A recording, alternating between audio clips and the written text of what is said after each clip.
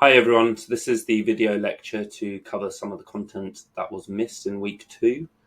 We'll be looking at modernity and the role of nature and culture and the ideology of progress. So I'm going to start straight away so that we can cover what we need to. I won't go over the assessments here, but we'll discuss them further in class, and as always, feel free to reach out to me and email me with any questions you might have. So I'll give you a brief recap of what we covered in week 1, where we went over some of the concepts of culture and politics and brought them together into the concept of cultural politics. Then look at the formations of modernity, so a more historical overview of how modernity as a concept came to exist. We'll look at some of the discourses and ideas around the non-moderns, and then move on to modernity and its role in colonization, before moving on to is referred to as indigenous critique, particularly looking at the work of David Graeber and David Wengrow in their book The Dawn of History. Part 6, we will look at some of the post-colonial theories that have dealt with some of the issues arising from the concept of modernity and colonization and the emergence of capitalism.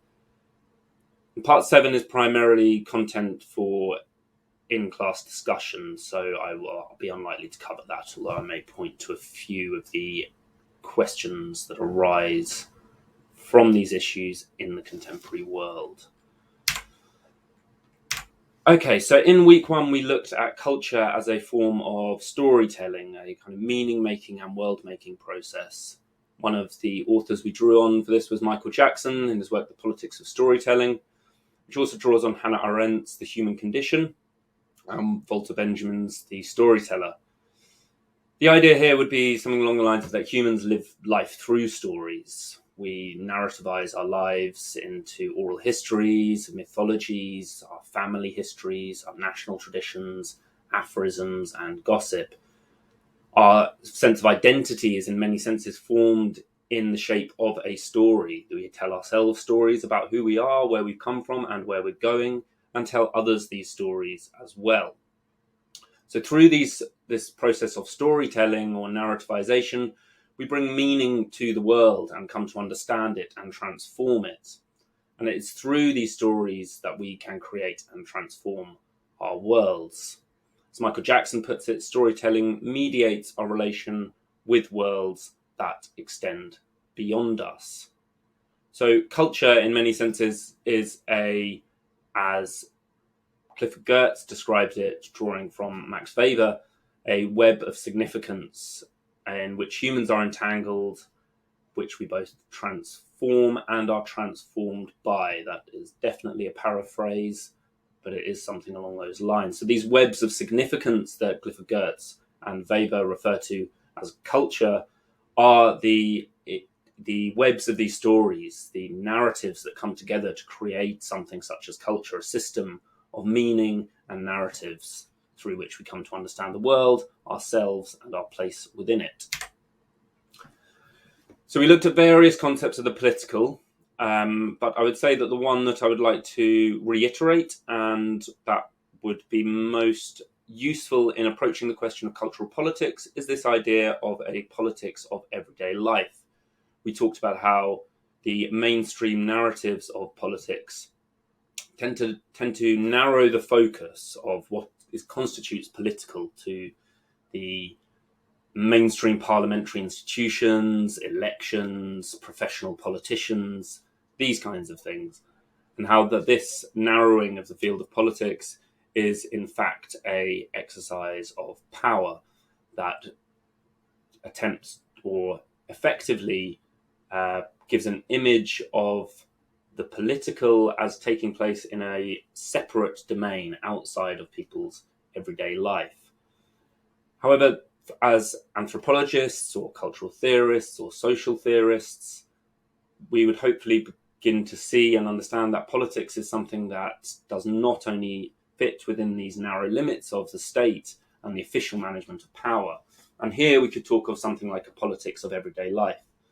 The situationist movement in France in the 60s was very influential in foregrounding this concept of the political in bringing to light the ways in which our everyday lives are shaped by politics. So things like Lefebvre would say that to change the world is above all changing the way everyday real life is lived. It's not simply about electing politicians to office, but transforming the fundamental conditions of our everyday life, what we do on a day-to-day basis. This is also very clearly expressed in the feminist movement and feminist critique, with the famous phrase, the personal is political. Often the personal sphere or the private sphere of the household, and also the private sphere of identity and emotion, which we discussed in week 3 when we were talking about the public and the private, was excluded from political discussion, both by the mainstream political actors and by more alternative movements. There was a long history in left-wing politics, for instance, in excluding feminist issues or issues concerning racism as effectively counter-revolutionary, or that personal issues somehow do not pertain to politics. And the feminist critique of this, which is a very strong critique, is that, well, of course, our position within one's position within the domestic sphere, or the position of women within the domestic sphere, is inevitably predicated on the existence of an exclusive public sphere, and that this separation between the public and the private is itself a political separation. Likewise, our emotional experience is itself political, and I would encourage you to look at the book by Sarah Ahmed, The Cultural Politics of Emotion, where she looks at how our emotional households are formed by power relations and political influences. You could think of, say, the experience. One of the examples she draws on is say, disgust, and she looks at this in particular in relation to the racist narratives around migration. So I'd encourage you to look at that if you're interested in exploring that idea further. So such an understanding of politics as everyday would look at how power relations infuse our everyday lives, and even these domains which state politics or mainstream politics attempts to exclude from the sphere of the political are moulded and shaped by these power relations. So politics here becomes fundamentally a question of how we relate to one another. How, if we go back to that old Aristotelian definition of politics as the management of the city-state, or what came to become known as the polis, then it concerns how we collectively come together to shape our worlds and shape our culture. And so we can already see how culture and politics are deeply embedded within one another. If politics is part of our everyday life and culture is how we narrativize and bring meaning to our everyday life, the two are embedded within one another and are inseparable in many, many ways. So bringing the two together, we can look at cultural politics as this idea that both through politics and culture, we create our worlds and we create meanings and stories, or these webs of significance that Goethe and Weber talked about. So these cultural political practices are the practices through which the social worlds that we inhabit are created and transformed. And different cultural practices carry within them different politics, express different ideological ideas or power relationships. So when we are approaching the question of cultural politics, we are looking at how our worlds are made and how meaning is generated through the creation of these worlds, and how these meanings are transformed.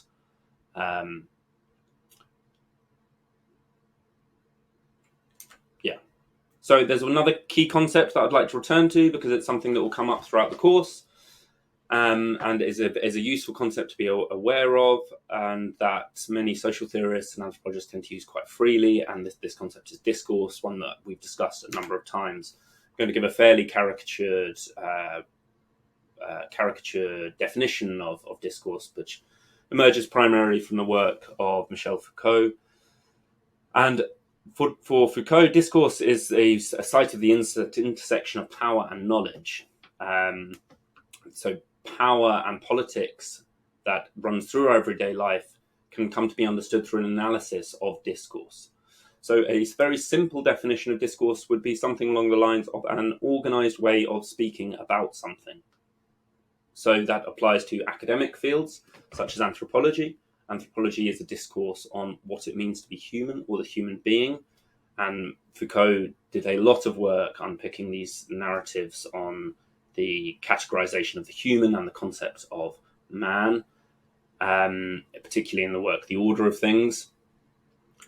And so this would also apply, say, for instance, to psychology being a discourse on the mind, or biology being a discourse on life. So that would apply to the kind of academic sphere, but it's not simply that. There are also organized ways of speaking about things that run through our cultures and ways of understanding the world. For instance, there are dominant racist discourses on migration in the media, where migrants become associated with particular concepts and ideas. You could think of people like Katie Hopkins here, who would have deployed language such as swarms or cockroaches in relationship to discussions on migration. Another example would be discourses surrounding gender, which, at least within so-called Western society, until recently, there was a very dominant discourse which determined that there were only two genders. So a discourse is also a system of knowledge, or what Foucault refers to as an episteme, that makes a given statement or truth claim possible. So a good example of this would be something along the lines of in the older schools of criminology, there was a particular set of ideas that said that you could determine someone's tendency towards criminality by the makeup of their face.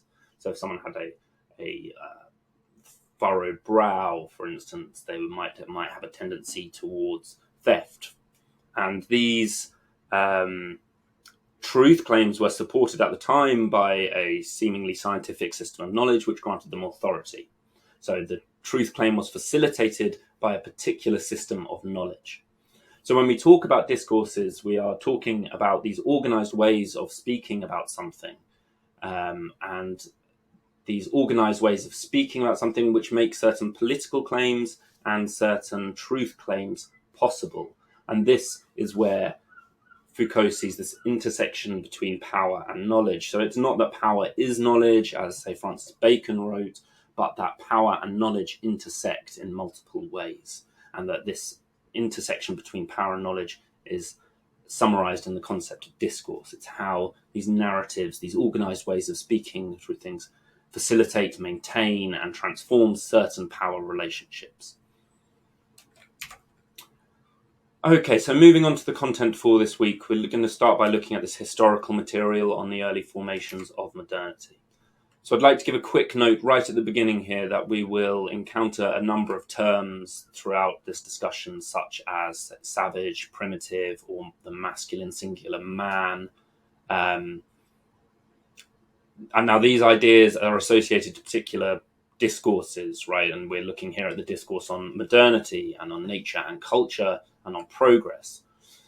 But I want to say right out the front that we are aiming to use these terms critically and historically in order to come to understand the discourses surrounding them and their historical place in the world. Many of these ideas are deeply problematic, outdated, racist, and sexist. So it's important to be clear at the beginning that we are not using these terms as given, but as examples of historical ways of thinking, many of which persist into the contemporary world. Okay. So, first of all, I would like to mark a distinction between modernity and the contemporary. In everyday language, we often say modern meaning contemporary. The modern world is the contemporary world, it's the time we live in now. From a more precise language, modern would refer to a particular way of conceiving time and history, a particular ideological construct. And this would be an ideological notion that one group, society, individual or collective is more modern than others, that they are at the apex of history. Now, Bhambra, who is a post-colonial scholar, just identifies modernity as the dominant frame for social and political thought around the world. She considers it to be a very prevalent dominant model which persists to this day. We could think of here the relationship between the urban and the rural, that the urban is seen as this metropolitan, cosmopolitan centre of culture and arts and productivity, and the rural is seen as a kind of backward example of a simpler past way of life. So even within the same contemporary period, you are seeing a linear mapping of cultures and cultural practices onto a scale of modernness, if you like, or modernity. So this is also what Isabel Stengers refers to as tendency of disqualification, and by this she means a ideological construct or a way of thinking which dismisses other positions or perspectives or ways of being, doing, and thinking, and asserts authority over them.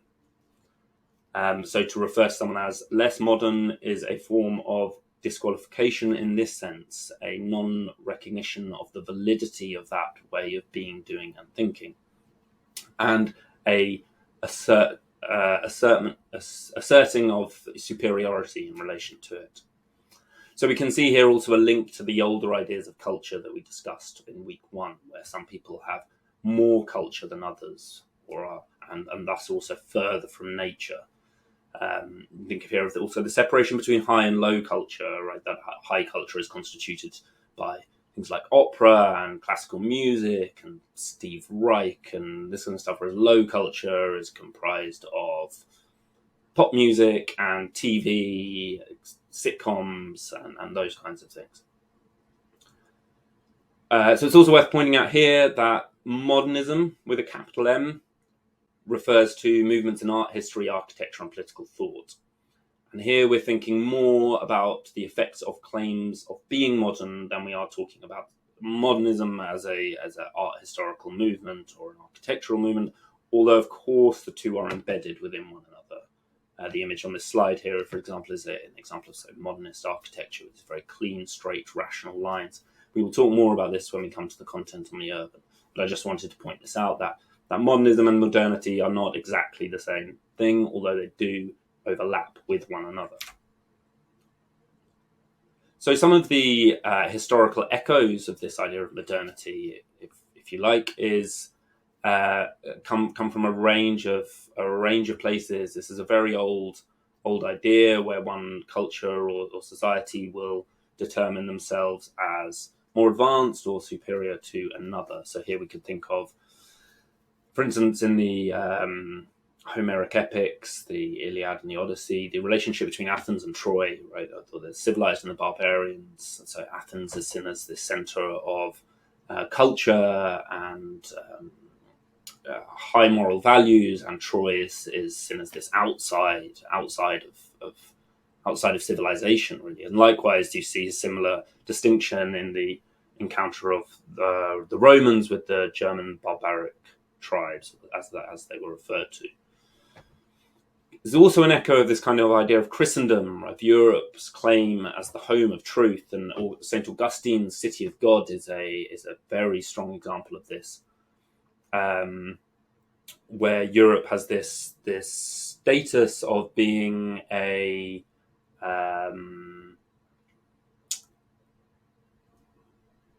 of the home of Christianity, and therefore of right morals and right values, and with that also comes a kind of duty to spread the news of Christendom around the world. You can think also here of the conflicts that have been going on for a very, very long time between Christianity and Islam, for instance. There's also a tie here to say the monotheistic religious practices, particularly the Abrahamic ones, or the ones that stem from Abrahamic religions, where there is a singular unitary truth inscribed within a text, and that leads back to a single God, rather than polytheistic religions such as the Greek mythological religions or Hinduism, where there is a multiplicity of deities, and so also multiplicities of truths and cultural practices which intersect in various ways, and none of which have absolute claim to authority. So there is also this idea that we discussed in week 1 of the great chain of being. This is a kind of a old Christian idea where beings are organized along a hierarchical chain, starting from God down to angels, through people, and down to animals. And a slightly more recent concept would be this concept of universal history. Now this is a concept that was developed by many people, but Hegel is often identified as a key thinker in this concept.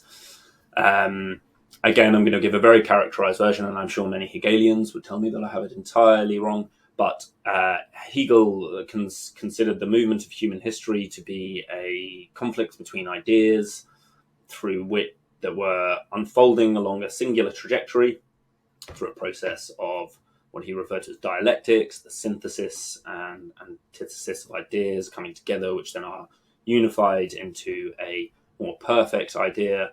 And he saw the end of this process as the realization of absolute spirit. Marx took this idea and developed it into what he called historical materialism or dialectical materialism, which said that history is not so much about the progress of ideas as it is about relationship to material resources. And this is where the concept of class struggle becomes central in Marxist thought. That class struggle is this conflict between different elements of society over the access to material resources. So, literally wood, capital in the sense of not only money, but machinery, the means of production in Marxist terminology. And so Marx saw here that communism presented itself as the solution to the riddle of history. It was the inevitable conclusion of history when this class conflict or conflict over material resources would be resolved into communism. Okay, so the Enlightenment period, which, depending on who you speak to, spans different phases, but roughly 1715 to 1789. Or a slightly longer one in the kind of history of philosophy. It potentially begins with Descartes and the statement cogito ergo sum, or I think, therefore I am, and ends with the death of Kant.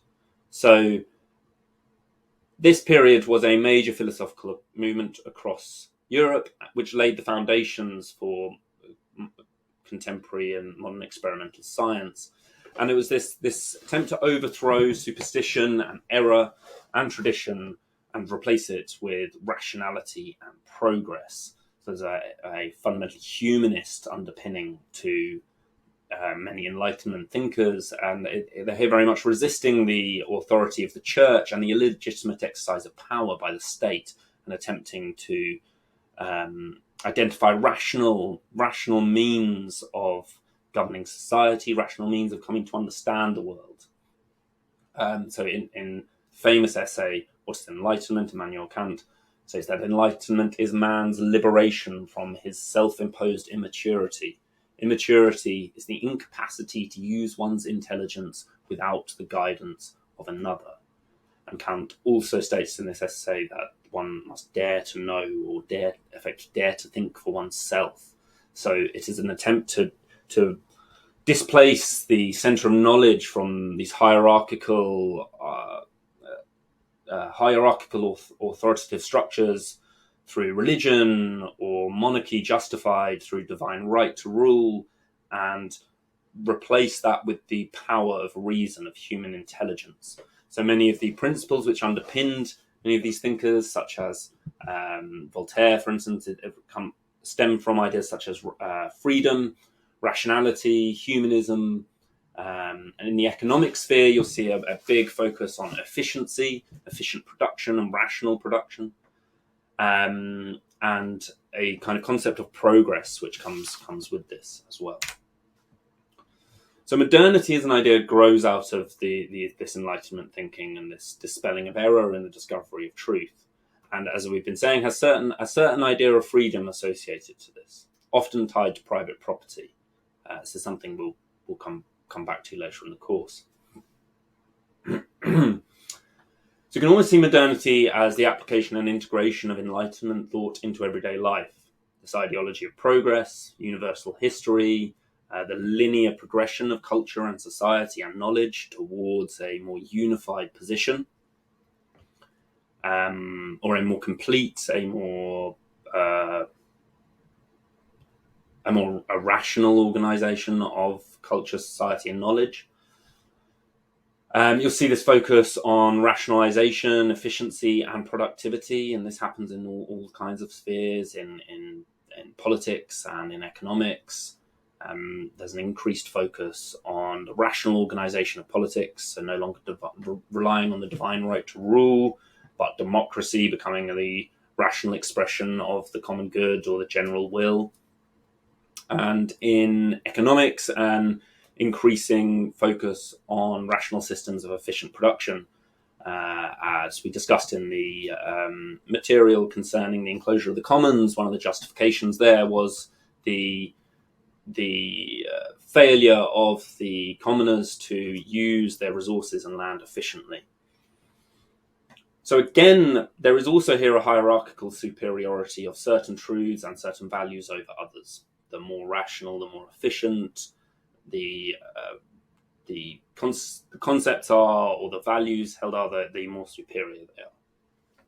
Now, in the economic sphere, from around the 1750s onwards, we see industrialization occurring across European societies, which increasingly became more modern. So there's a decline of the feudal order, which leads to increased urbanization. And again, we talked about this in the enclosure of the commons.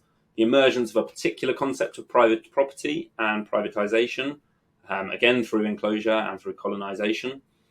And this concept of private property, which we will again return to in the course, it often presents itself as being a kind of eternal, a priori natural given, as though it has always existed, and a fairly surface level historical analysis can show that this is not the case, that it's an idea that emerged at a particular place at a particular time and is by no means an expression of a so-called natural order.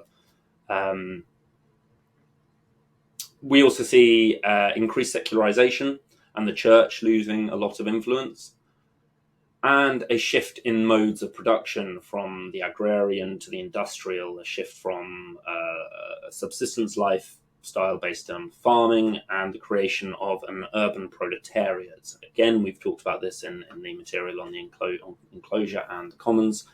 But the proletariat was Marx's term for the working class, and we could summarize it as those people who have nothing other than their wage labor and are forced to survive through the selling of themselves in the form of wages.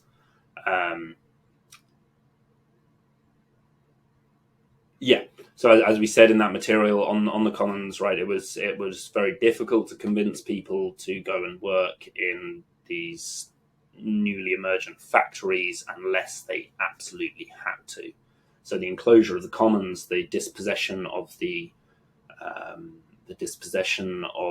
peasantry from their capacity to maintain their own lives was absolutely fundamental in creating a workforce that was not so much willing but had to go and work in these new urban centres in order to survive. So through this, we can see this very clear idea of progress, right? There's an idea of progress underpinning everything here. Progress in the advancement of knowledge, progress in political systems, in the arts and technology, and in economics. So here there's this application of the principle of reasons and intellect onto human society to move it towards a more advanced and improved state. So this can be called a linear teleology, right? Teleology is a system which moves towards an end goal. And there is this singular linear scale through which human societies can be can progress. As we've already said, classical Marxism is a very clear example of this, with the progression from savagery to barbarianism to capitalism and on to communism. So another key concept within the Enlightenment and the emergence of modernity was this concept of revolution or rupture. So there was an intellectual revolution unfolding, presented very clearly in Kant's famous essay, What is Enlightenment? Where, as I said earlier, he made the injunction of dare to think for oneself. It placed the power of reason at the forefront of humanity. It also created the conditions for experimental science, much through Kant's work on epistemology, which I won't go into here because that's for a philosophy degree, really. But it's this idea of triumph of reason over superstition and the application of these principles of reason to the empirical understanding of the world. The Royal Society and Boyle's experiments were also very key in this role. And Schapper and Schaffin's book on Leviathan and the air pump is very worth looking at if you're interested in this intersection between science and politics. It's obviously one of the key moments that is drawn upon consistently and continues to be drawn upon is the French Revolution. So there's this massive political upheaval linked to the ideas emerging from the Enlightenment and the introduction of government based on the rational organization of society and these humanist principles of people's right to govern themselves without arbitrary authority. And alongside this, you also saw the Industrial Revolution, right? The economic transformation, urbanization, shifts in modes of production, creation of a working class, factory labor, and efficient production. This became even more manifest in, say, Fordism, which took a very, very strong focus on the minute details of efficient production and the creation of the assembly line. So this idea of rupture and transformation, a temporal shift, this is what Bhambra talks about in this quote at the bottom, was fundamental in this moment that shifted the movement of history and the movement of culture from a traditional past based on superstition and religion into a modern future, an industrial present. And this also became a fundamental difference which distinguished Europe from the rest of the world. And we will come onto this material shortly, but this became a justification in the colonial endeavor. So as there was this temporal shift, there also became what I guess we could look at as maybe a spatial, but it's also temporal as well. This discourse on difference, right, the difference of others. So Europe became the home of enlightenment, of scientific knowledge, of rational political and economic organization and democracy, and in so doing distinguished itself from the rest of the world. So here I'm speaking from the perspective of this discourse. So this is where you see this kind of the West and the rest idea, which again calls back to those earlier ideas around Christendom or civilization and barbarianism. This kind of splits between an identified self and the other. Now, this isn't an idea that was developed by Gregory Bateson in the 70s, who's a very interesting thinker, anthropologically, did a lot of work across a lot of different fields. So he's a very interesting person to look at. But he developed this idea of schismogenesis, which is effectively how both individuals and groups come to define themselves in opposition to others. So a very clear example here that is close to home is that the Welsh are not English and the English are not Welsh, right? Or that Man City supporters are not Man United supporters. So there are these very, very clear, or not necessarily so clear, but there are these moments where people define their own identity in opposition to another group. So modern Europe defines itself against its pre-modern past or its traditional past and places the other, the non-European, within this pre-modern or traditional past. So despite the fact of these cultures living in a contemporary time to them, they are nevertheless identified as being a window onto European prehistory or a traditional way of being. So two ideas which spring that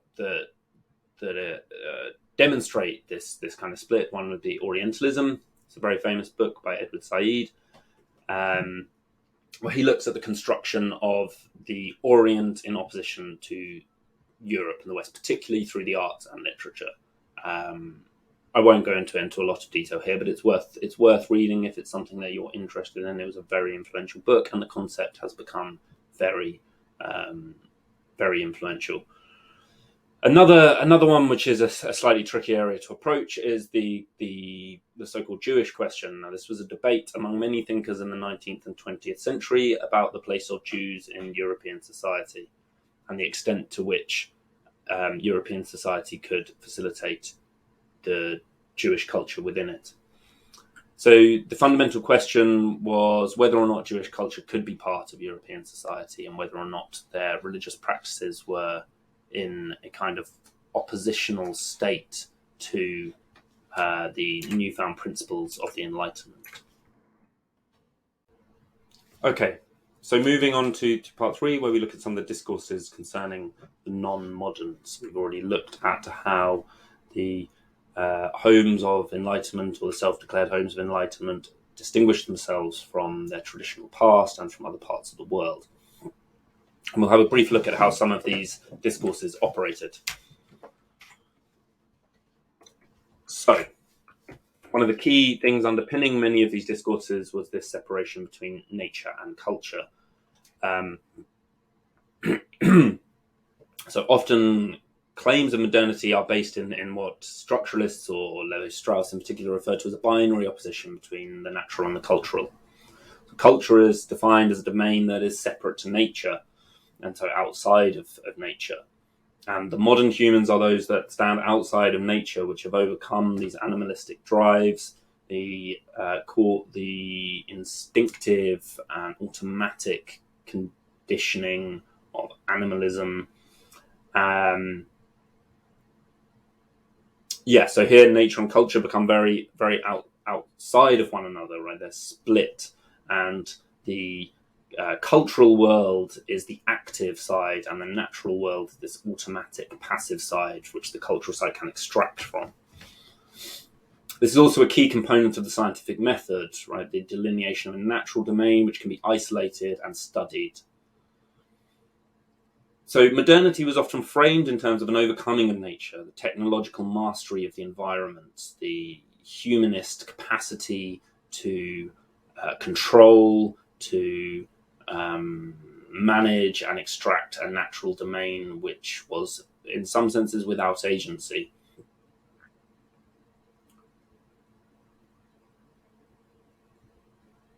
So culture comes to tame and control these forces of nature precisely through the exercise of the power of reason, which reason being one of these so-called, what Latour calls these great divides which separate humans from other beings. So the human sciences, as we said briefly in this discussion of discourse, created their own episteme or system of knowledge, right? They created a discourse which delimited the limits of the human. And in so doing would exclude other beings from this category of the human. As Foucault shows in The Order of Things, right, these categories of the human being are very much historically contingent and constructed. They are not a given. So nature becomes defined in opposition to culture, as we've seen, and the civilized man is the being in possession of culture. This figure of man tends to be marked by both whiteness and masculinity, right? It's man with a capital M, and refers generally to European civilized culture as it was described. And both of these both of these were operative in the justification of colonization and patriarchy, and the dichotomy between nature and culture was deployed in both, as we've seen in say, the material on feminism and the private sphere.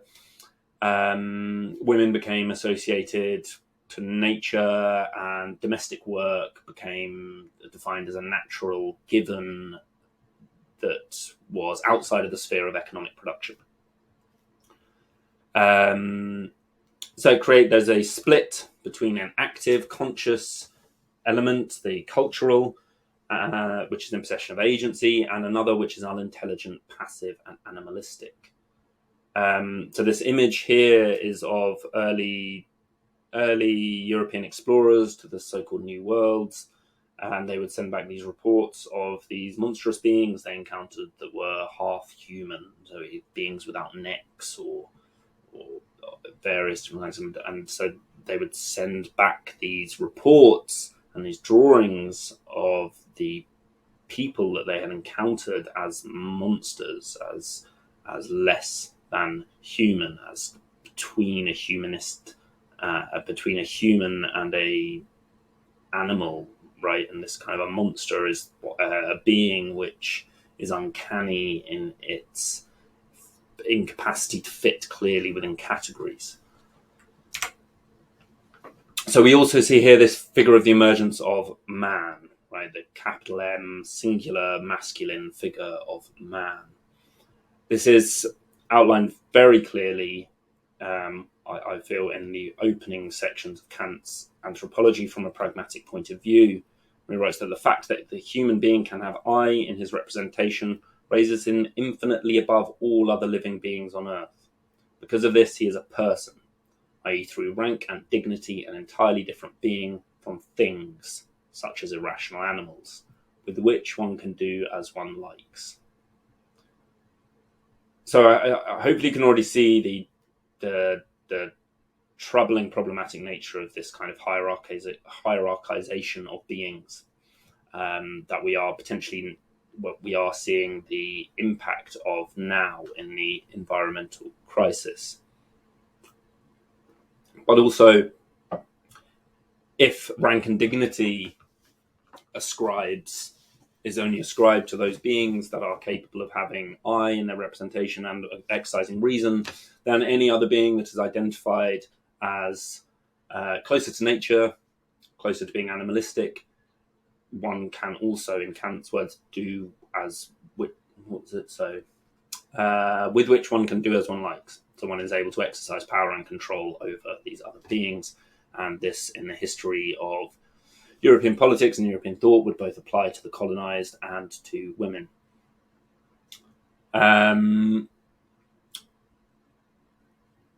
So it's an inherently normative figure, which is hierarchically positioned in relationship to other beings, and lesser beings become submitted to man's efficacy. So there was also a kind of what was referred to as stadial theories, or theories of development of civilization.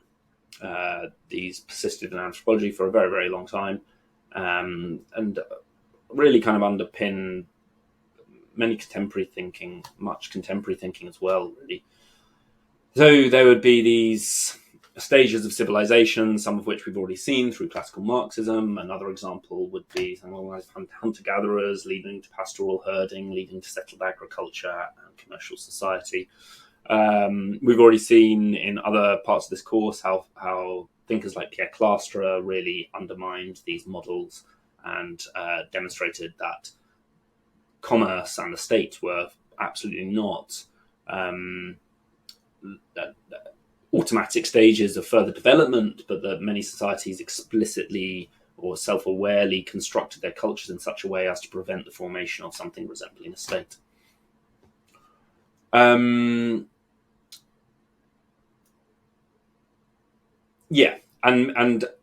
many people have shown these progressive taxonomies, taxonomy as a system of categories, to have been both historically inaccurate and theoretically quite weak. Again, this is a text I'll refer to quite a lot in this lecture.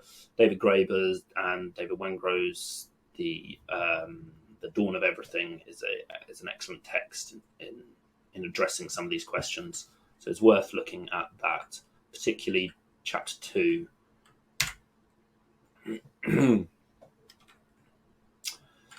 So part of this, part of what made the construction of this linear scale of progress possible was the positing of an idea of the state of nature. And this was a fundamentally hypothetical proposition of what are referred to as social contract theorists. So people like Thomas Hobbes or Jean-Jacques Rousseau, who both have very different ideas of the state of nature, but nevertheless have a operative concept of the state of nature underpinning their political philosophy. And the question here would be, how did people live before the emergence of government or the state? So for Hobbes, the state of nature was characterized by continual fear, danger, and violent death. He's famously referred to the state of human life as solitary, poor, nastish, brutish, and short. So it's this idea that people are naturally violent and amoral, and therefore require control by authority.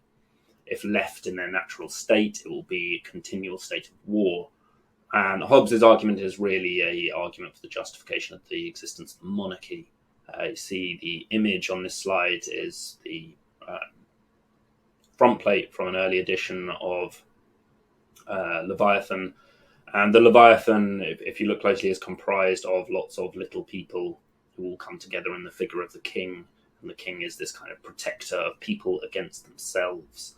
But the king knows best. Rousseau, in contrast, envisioned a peaceful condition in which people are solitary animals who avoid social contact and meet their personal needs from their environment. So we're born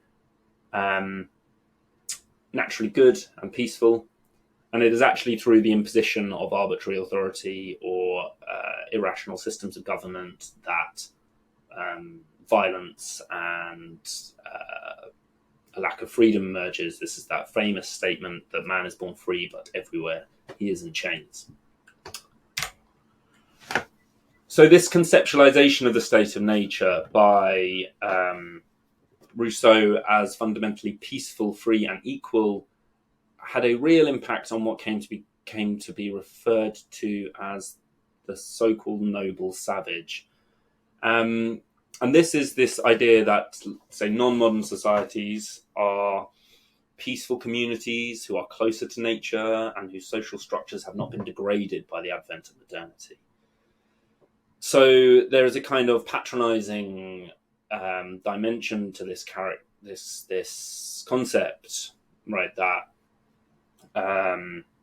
these cultures which are being encountered around the world in the Americas and in Africa are closer to nature and are these kind of pure beings that need to be protected from the polluting impacts of modernity.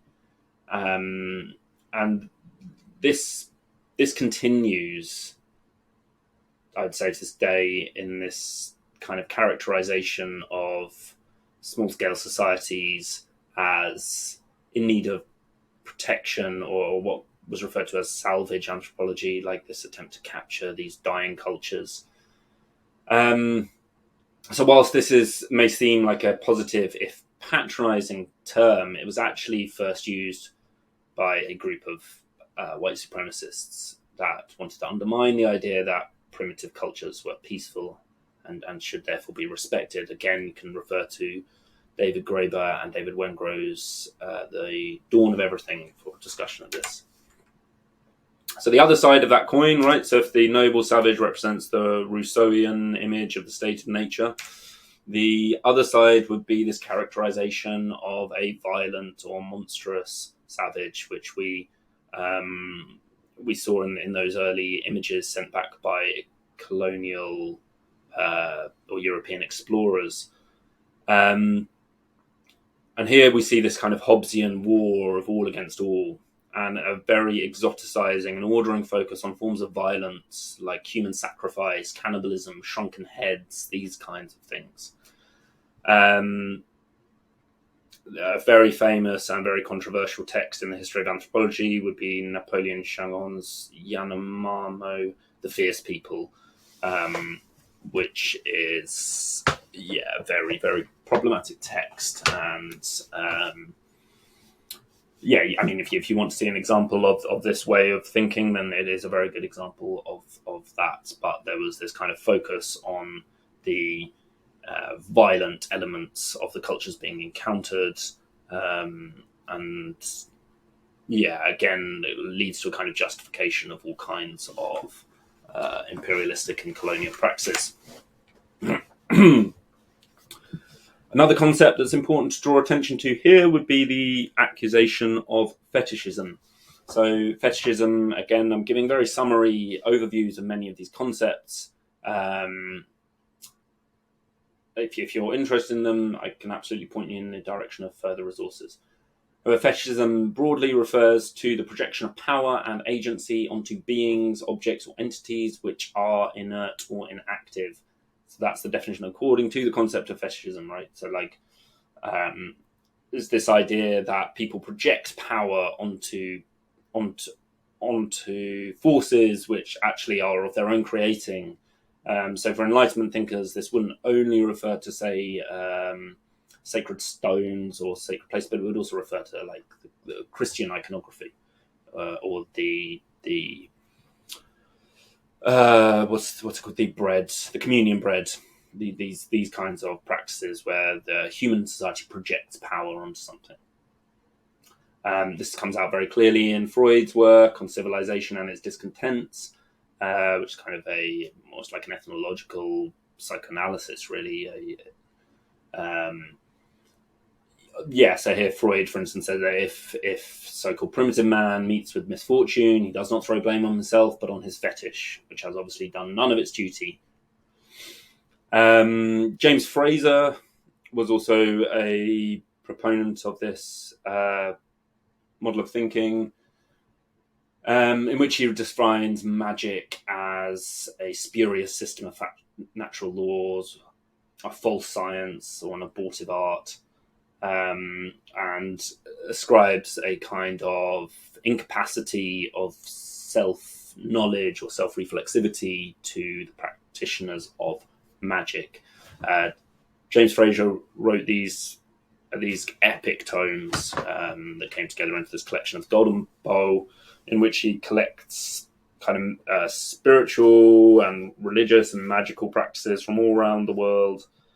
I mean, they are actually a very interesting catalogue of a lot of ideas, but let's just say, as you can see here, his theoretical framing is perhaps is pretty outdated and fundamentally fairly arrogant.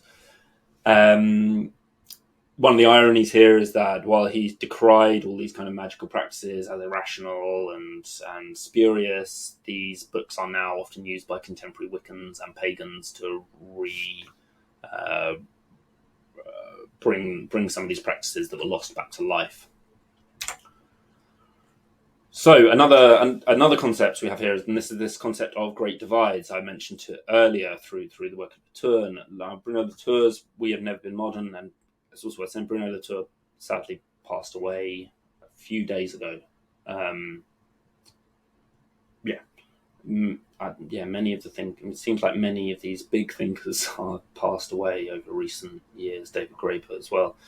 Anyway, so in We Have Never Been Modern, Bruno Latour takes aim at modernity and modernism, really, and attempts to show how that modern thinking is based on the very things that it accuses others of: fetishism, forms of that actually, when analysed, the principles of modernity do not match up to the practices. So this quote from the beginning is written quite beautifully, but we Westerners are absolutely different from others. Such is the modern's victory cry or protracted lament.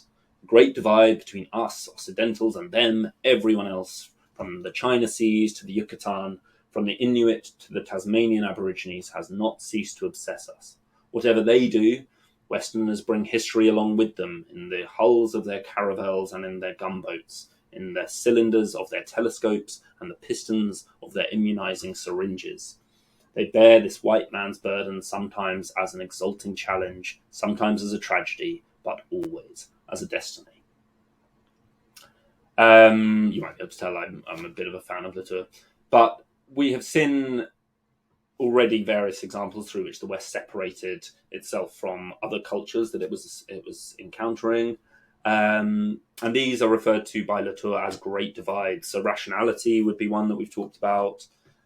Language, and particularly writing, and say in the work of Levi-Strauss, is another one that separates the natural and the cultural domain, or nature from society. And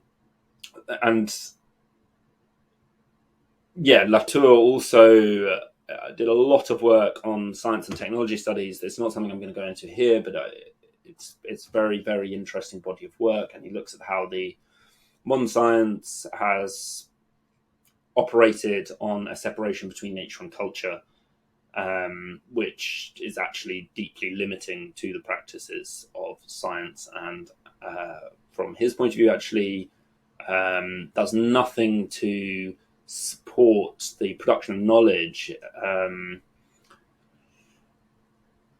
It's a very interesting argument, and it's not one that like I said, I'm going to go into, but it's worth looking into if you're interested in these questions concerning science and science's relationship to the rest of culture.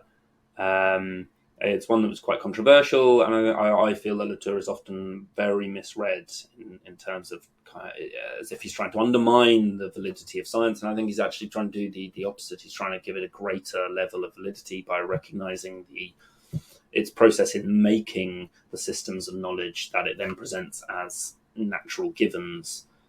Latour also does a lot of work on environmentalism, and that might be clear already. The separation between nature and culture, and both in science and more broadly, has facilitated the environmental crisis that we are now in. So this image you can see here is a diagram taken from We Have Never Been Modern, where he posits two sets of partitions. First within the modern partition, here on my left at least, between nature and society within the modern idea, and then a second great divide which separates us from them, and them being the pre-modern, where nature and culture have not been separated out and are embedded within one another. Okay, so now we're going to look at the role of this idea of modernity in colonization. So in that last quote from Latour, he referred to the white man's burden. Now this idea stems from a famous poem by Rudyard Kipling. To just quote a couple of lines from it, he says, "Take up the white man's burden, the savage wars of peace, fill full the mouth of famine, and bid the sickness cease." So this is a very revealing concept in the history of modernist thought and in imperialism and colonization, right? It presents an ethical responsibility of the white man as the bearer of truth, rationality, reason, and civilization to bring this civilization to the uncivilized. And it was a ideological orientation which justified colonialism as a moral duty. You see here this advert from Pear's Soap, which is a company that still operates today, but the white man's burden is through teaching the virtues of cleanliness. And Pear's Soap is a potent factor in brightening the dark corners of the earth as civilization advances. Even in this advert, right, you can see all these operative categories. This linear teleology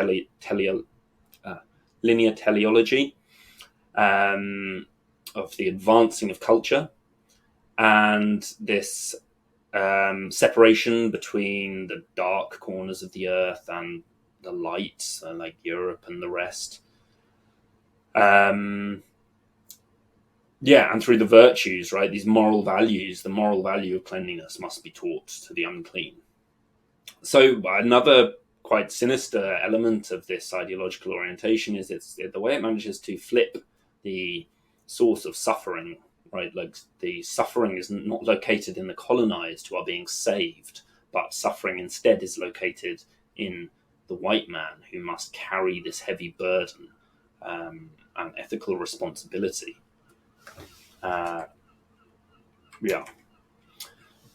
So again, I'm going to be doing a very big summarization of some fairly complex concepts, but do absolutely pursue these ideas further if they're of interest to you. So one of the mechanisms through which colonization unfolded was through what we can call enclosure and expropriation. So enclosure we talked about when we were looking at the commons, right? The enclosure of common land and its movement into private property. The imposition of a particular model of private property onto lived cultural practices which did not have these concepts already, or operated according to entirely different systems of resource management. So this process of enclosure and expropriation is what Marx referred to as primitive accumulation. And here, when he's talking about primitive, he's not so much using primitive in the sense of an earlier stage of social development, although he does use it in that sense elsewhere. Here he's simply talking about an accumulation prior to capitalist accumulation. Capitalist accumulation being accumulation of capital by capital. Primitive accumulation would be, for Marx, the accumulation through violence, effectively. So thinkers like Adam Smith were proposing a period of what Adam Smith, I believe, called it previous accumulation. It was necessary in order for capital and the wealth of nations to emerge for there to be a period of previous accumulation which could kickstart capitalism.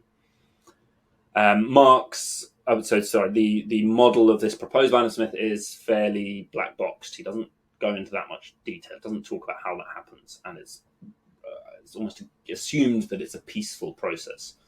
Marx takes exception to this and engages in a historical analysis which says, well, this process of so-called previous or primitive accumulation occurred through violence. And this was necessary to initiate capitalism, this violent, forcible removal of resources, the destruction of ways of life, the dispossession of livelihoods was the process which created free markets, which were then retrospectively identified as natural and given, and as though they had always existed. What Marx shows is that this was not a natural domain, a natural market that just was uncovered and through the power of reason, as many Enlightenment economists maintained, but that it was a created condition, created through violence and through expropriation and through dispossession and the destruction of ways of life and systems of knowledge. And a lot of this occurred through these justifications that we've talked about. The efficient use of resources, Thomas Malthus being a very famous example of this justification, John Locke as well. And so these are kind of almost the two prongs of attack, if you like, or tools in the arsenal of colonization, right? Enclosure of the land, enclosure of resources, imposition of private property, and the expropriation of these resources, so that the taking away of these resources.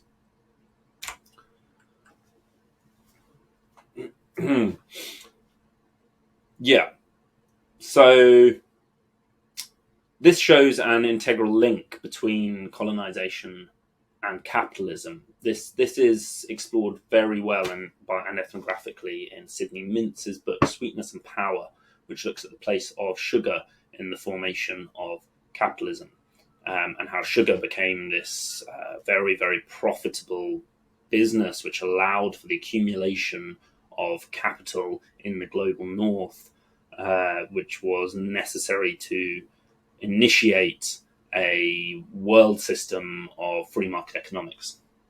Another example of this would be Europe and the People Without History by Eric Wolf, both of which do a very good job at exploring the formation of these economic systems as historical.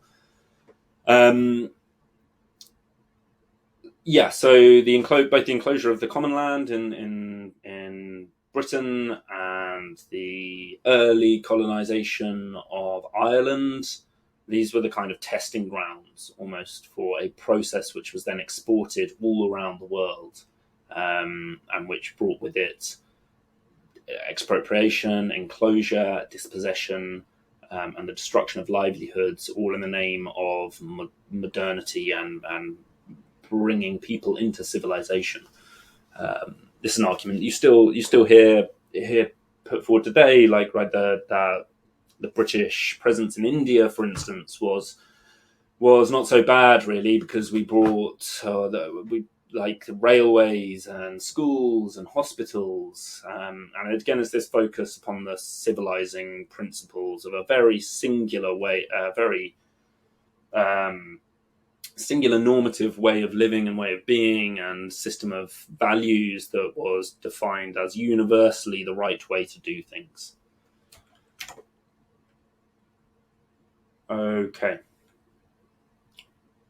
So, part 5, we're going to be looking at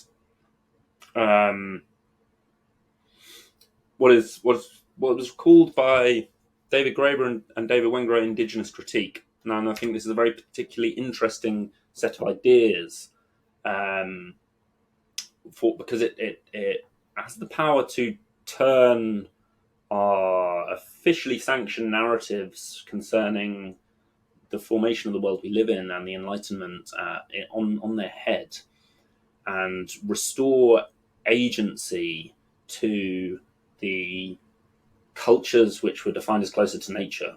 And so let's get into it. I'd really encourage you to read chapter 2 of this, of David Graeber and Wengrow's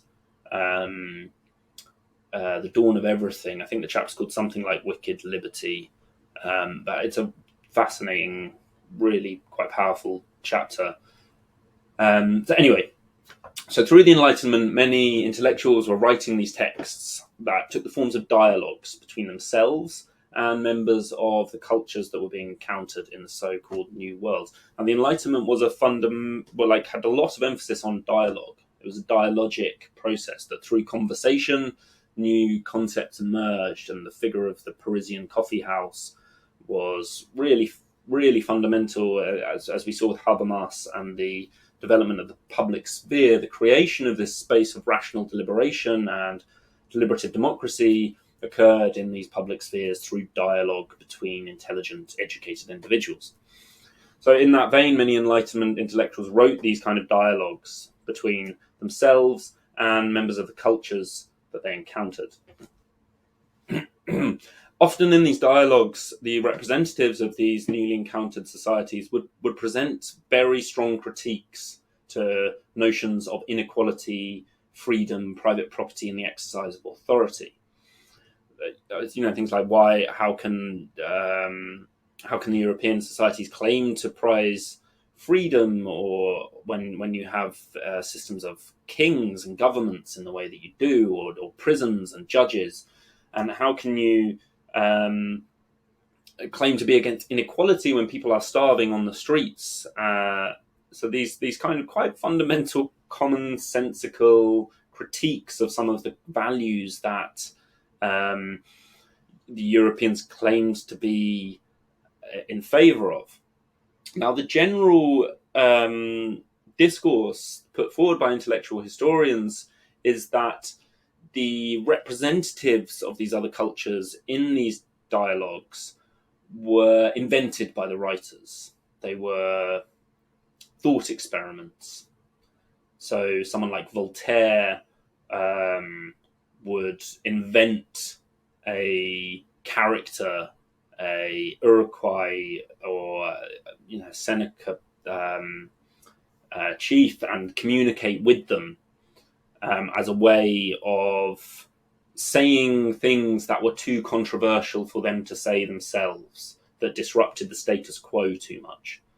So all the agency in that narrative is with the brilliance of these great minds of things like Voltaire or La Hontan is someone that we'll look at in particular, or Kant, or whoever was writing this. All of the agency, all of the capacity for critical thought was placed on that end of the equation.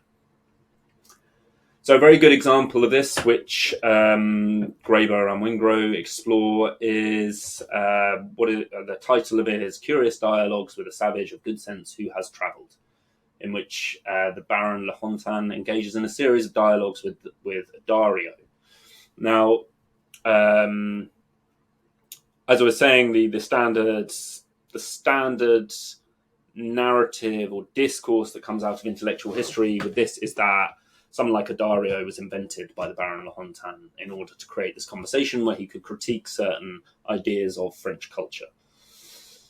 However, indigenous scholars have clearly identified that Dario was a historical figure, an Iroquois chief named Kanjurok, and that he was known to be an incredible orator and was known to be a very have an incredible capacity for intellectual critique and criticism, and also that he was known to have travelled, that the Iroquois were known to have sent representatives to Paris. So one of the things that intellectual historians have said is that it's impossible for an Iroquois to have travelled to Paris. How could he know what it's like in Paris? This must be Voltaire or Leibniz or La Hontan imagining this. But it's historically demonstrated that this did happen, that representatives of, say, the Iroquois did travel to Paris to speak at the court and to communicate with the culture. So we can see then that, and this is the argument that David and Wingro put forward, is that, so what if we say that these figures with whom someone like the Baron La Hontan is communicating, they're not thought experiments, they're real people. They are with, I mean, this sounds like something that should perhaps not necessarily need to be debated, but it seems to be. These representatives of the culture, of course, have the powers of critical thought and self-reflexivity and awareness of their social conditions and the capacity to engage in dialogue and complex abstract concepts like freedom or justice or inequality. And that why should they not have a self-aware critical analysis of European culture? So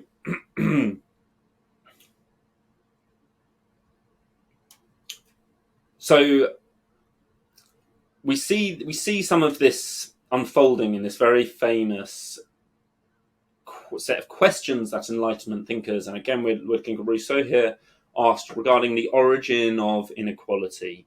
Like, where does inequality come from? It was a very strong debate in the Enlightenment. And the standard intellectual history identifies this as beginning with Rousseau's Discourse on the Origins of Social Inequality. However, Graeber and Wingro rephrase this question to be not what are the origins of social inequality, but what are the origins of the question about the origins of social inequality. So no, it's not that Rousseau, sitting alone, thought, how are we unequal, and what must the origin of this be? I must inquire into this. The question rather is, like, how did Rousseau have this thought in the first place? Where did this critical assessment of inequality come from? Like, French society at that time I didn't particularly have strong ideas of freedom or equality. It's not clear where those ideas would have come from, and to ascribe them to the individual genius of someone like Rousseau seems like a long shot. And it does tend to be how intellectual history is written, right? It's these the power of great men's capacity to imagine incredible ideas. So this shift in, rather than what are the origins of social inequality, but where did this question come from? Like, as I was saying, French society was deeply hierarchical. It didn't have a particularly strong idea of freedom. The Jesuits, who were the kind of key intellectuals of the Catholic world, absolutely did not promote an idea of freedom. They promoted ideas such as duty and the right order of things. That freedom was was almost seen as a vice. Really, it was the undisciplined, the unruly masses who were free. And then we have this characterization of anarchism as chaos. Like, without a state, there will be chaos. So this shift in the phrasing of the question, it might seem minor, but it's quite a big shift. It opens up the idea that the ideals of equality and freedom actually came to these Enlightenment thinkers, not from their own inherent genius or their capacity to think, but through dialogue. Through dialogue with the other cultures that were being encountered, particularly here in the North Americas. And this is what the Enlightenment writers stated that was happening. So it seems a bit of an intellectual sleight of hand to not take that at face value, especially in the light of historical evidence, which shows that several of these figures were historical figures that did indeed exist. To do a kind of sleight of hand that says, "Oh no, but they were only saying that so that they didn't get in trouble with the status quo or the authorities," seems disingenuous and a reinforcement of a certain intellectual arrogance of the European tradition. So what this shift in the question also does is it grants the full capacity for autonomous, critical, self-aware and abstract thought to these cultures which have been denied it through their association to nature and their exclusion from culture. So as I was saying, I got slightly ahead of myself, but freedom was not a particularly dominant notion in the European tradition prior to these Enlightenment dialogues, right? The Jesuits promoted much more an idea of living according to the letter of the Lords. It's a quote from David Graeber and Wengrow says, well, that the idea of our current ideas of freedom, equality and democracy are somehow products of the Western tradition would in fact have come as an enormous surprise to someone like Voltaire. As we'll soon see, the Enlightenment thinkers who propounded such ideals almost invariably put them in the mouths of foreigners, even savages like the Yanomami.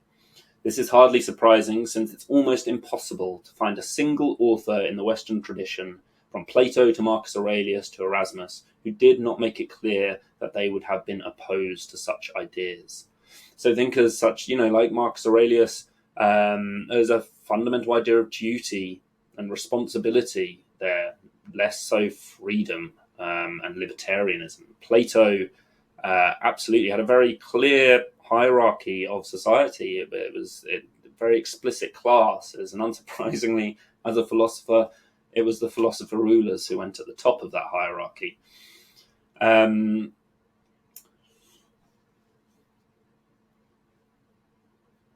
So the concept of freedom was not a prominent one in the European tradition. Like in Kant, for instance, it's much more, his ethics is much more orientated around duty and responsibility. Or for more, say, religious philosophers, there's much more of a focus on the moral edicts of Christianity. Now, obviously, of course, there are exceptions to this. They're the Gnostic traditions, which were I'm not going to go into here because I will go off on a very long tangent. But the Gnostic traditions, which were kind of minimized and extinguished by the formation of the organized church, did have this focus on freedom and libertarianism. But let's just say that the dominant narratives, the world-making narratives that people like Rousseau or Voltaire emerged from did not have this concept as a particularly prominent idea.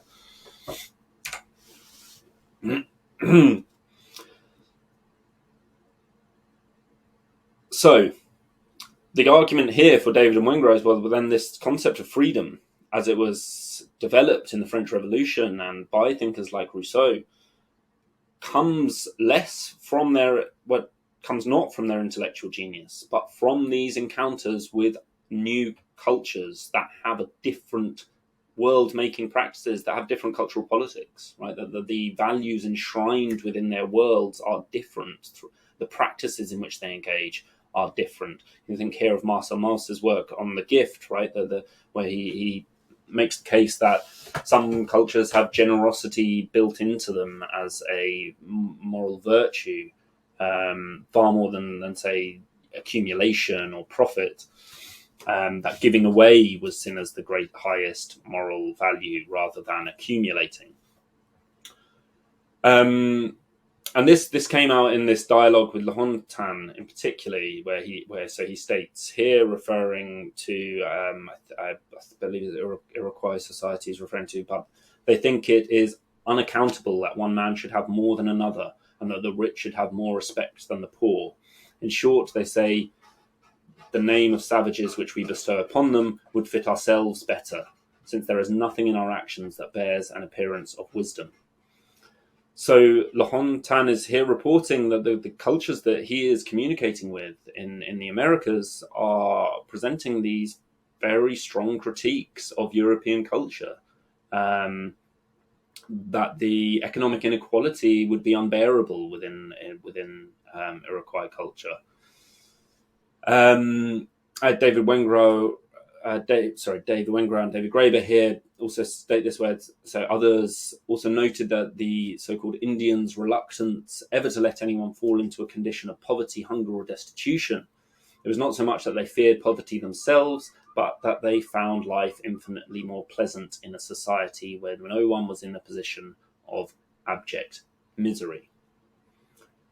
Now, this is what David Graeber has developed previously, again drawing on the work of Marcel Mauss, and what he calls a minimal or baseline communism. I think it's also important to state here that in his use of the word communism, he's very much trying to kind of separate it out from the history of, say, Soviet communism and Bolshevism and things, and look instead at communism as a kind of underpinning orientation to human sociability. Again, David Graeber is a very avid and careful reader of Marcel Mauss, and this is something that Marcel Mauss talks about in the Manual of Ethnography, where he says that all societies have elements of individualism and communism within them, just to varying degrees. This is I am also a big fan of Marcel Mauss, and this is one of his strengths, I think, is this capacity for nuance to focus in on the ambiguity, how things can be multiple things at the same time, individualistic and communistic, selfish and generous. It can happen at the same time. They don't need to be either or. Anyway, so this that David Graeber develops elsewhere and in this work, he refers to as baseline communism, which he would say exists in all societies. And this is the feeling that if another person's needs are great enough, say they are drowning, and the cost of meeting them is modest enough, say they are asking for you to throw them a rope, then of course any decent person would comply.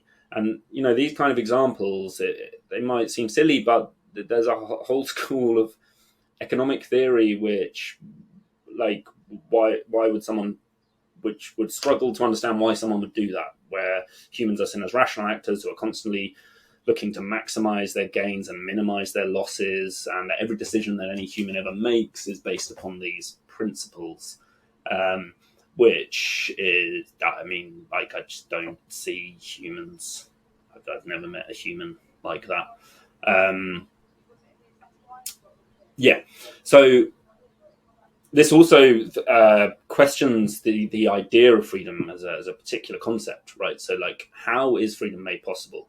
The idea that is dominant within our culture now, and since the advent of neoliberalism, the re-emergence of Enlightenment ideas of economics, or classical economics, is that freedom emerges through the removal of constraint. So you strip back the state, and underneath it is freedom.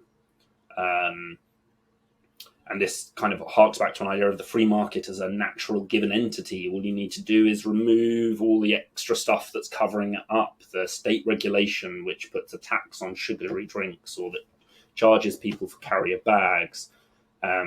These are impositions on freedom. So it's an idea of freedom that's very closely linked to freedom of commerce, freedom to trade. A different idea of freedom would be that freedom is not made through the removal of constraint. It's not an original condition that we have to get back to simply through the stripping back of imposition, but that it has to be created, that freedom is something that is constructed and is only really possible when someone is in a position to have their basic needs met. This would, I suppose, would be more of a leftist argument for a certain idea of freedom, that freedom is a collective process rather than concerning simply individuals, that one can only be free if they are not having to work in a job that they hate in order to pay for their rent and keep debt collectors away. So it'd be a case for collective welfare provision, really, and there was a book a few years back, it's quite a little while back now actually, but called Inventing the Future, which very much looked at this and how technology could become used to create a more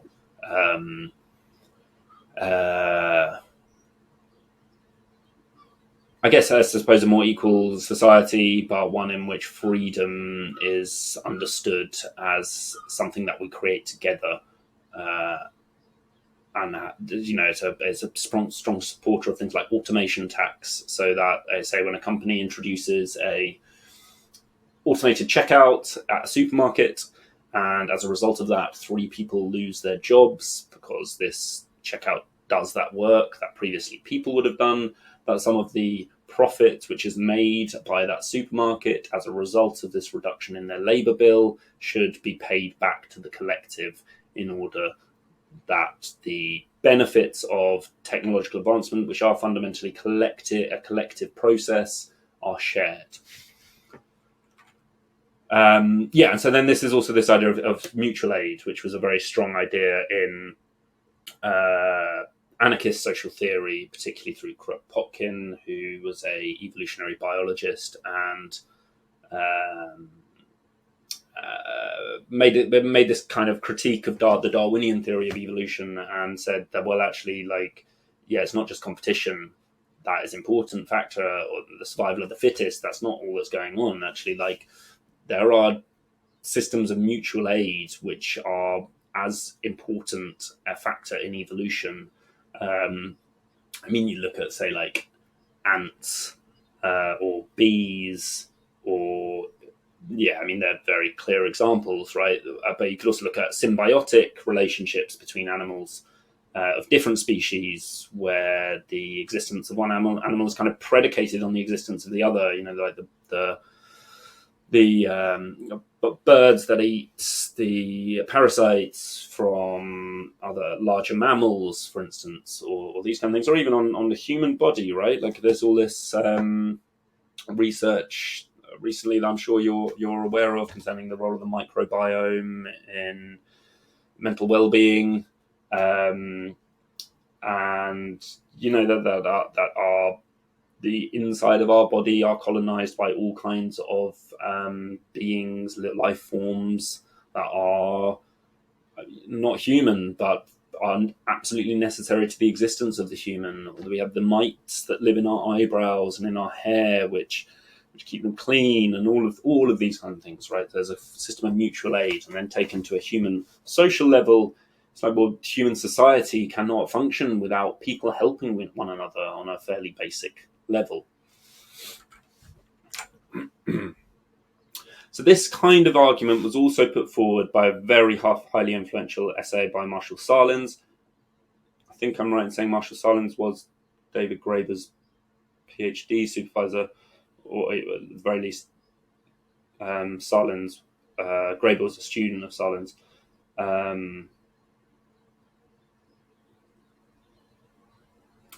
I believe so. And Sahlins also spent a lot of time with Pierre Clastres, I think.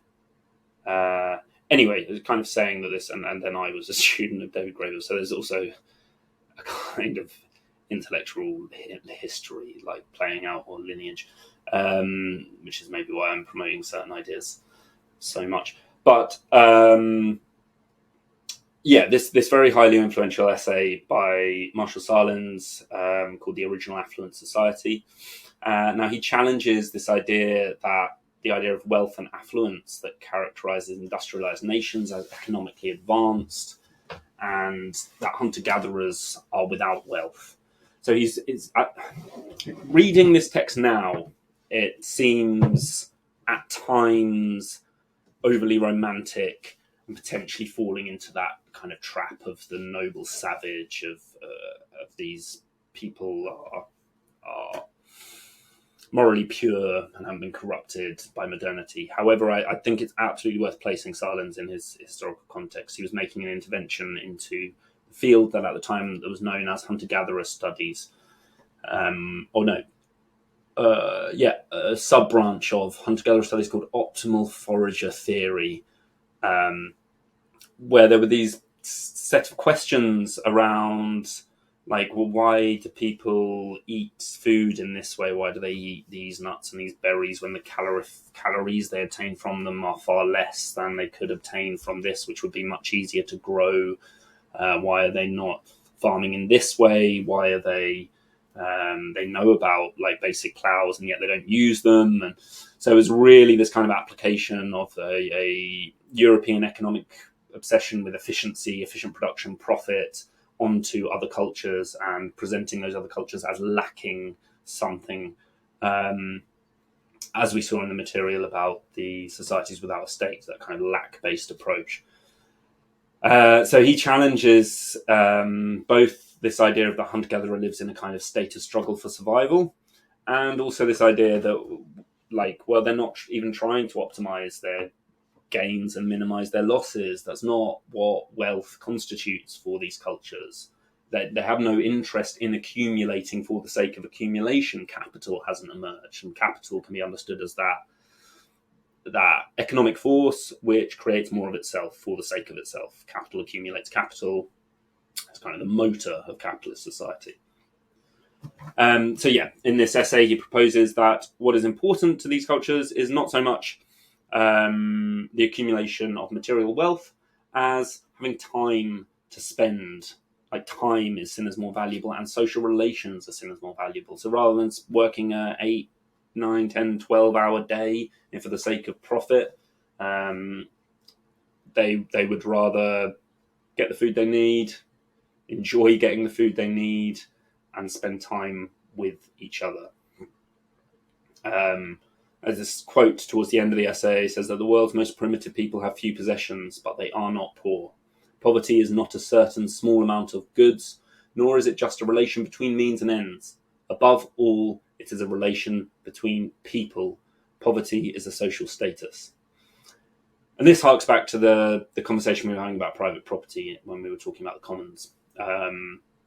That property, from an anthropological lens, is far more a relationship between people than it is a relationship of people to objects. It's a relation of excluding others from access to something. And so likewise, poverty is a relational definition of social status within a collective, rather than purely the material wealth that someone has. So he's fundamentally saying, well, these concepts of wealth, maximization of profit, accumulation, these concepts just don't apply. The cultural politics is different. The worlds they make are different.